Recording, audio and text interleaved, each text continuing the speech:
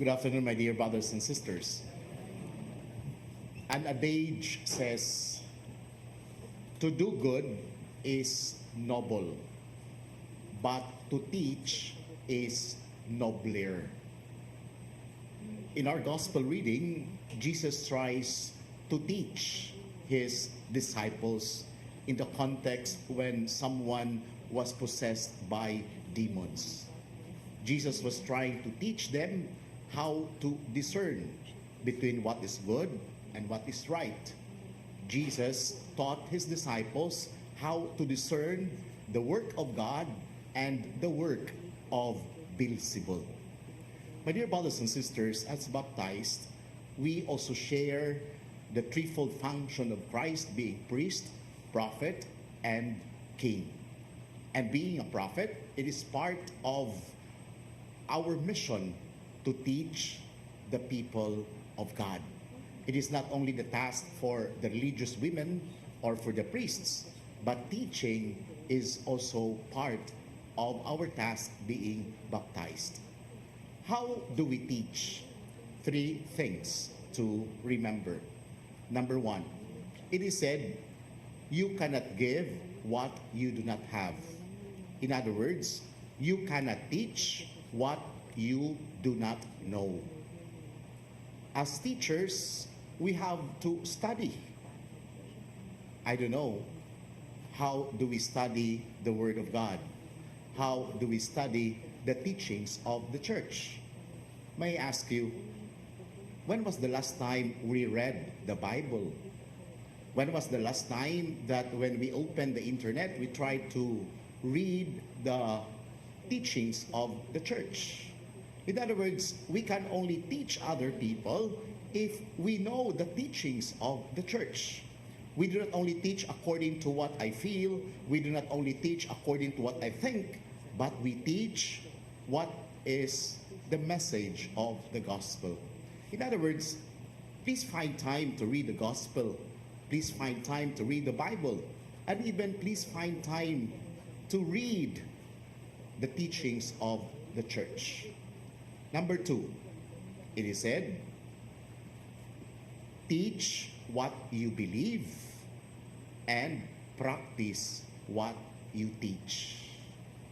Some would say, follow what I say, but do not follow what I do. It is easier to teach the children not by words, but what we show to them. It is said, children learn by what they see. Our children are just a Xerox, a photocopy of our attitude. Some men or some boys have the name Junior. Why? Because they follow the name of their father.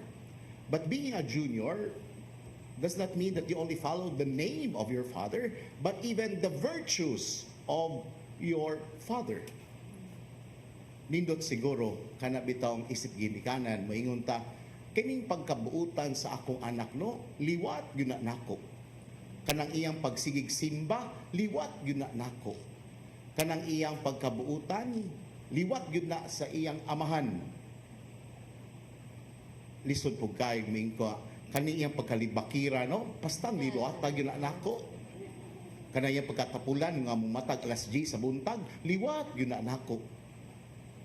Being parents, try to examine yourself.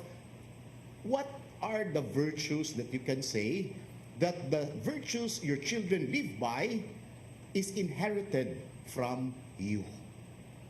And number three, teach with love and compassion. My dear brothers and sisters, people will forget what we say. People will forget what we do.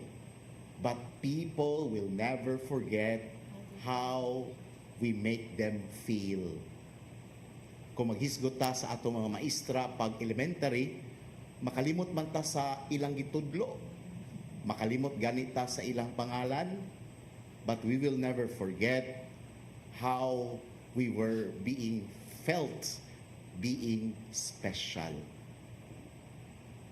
We have a certain kind of connectedness to the past, not only because of what we remember of them, of what they say, but we have a connectedness of the past because we treasure that once in our life there was this person who makes us so special to them. And so, my dear brothers and sisters, hopefully, we'll never forget that you and I have the task in order to teach other people.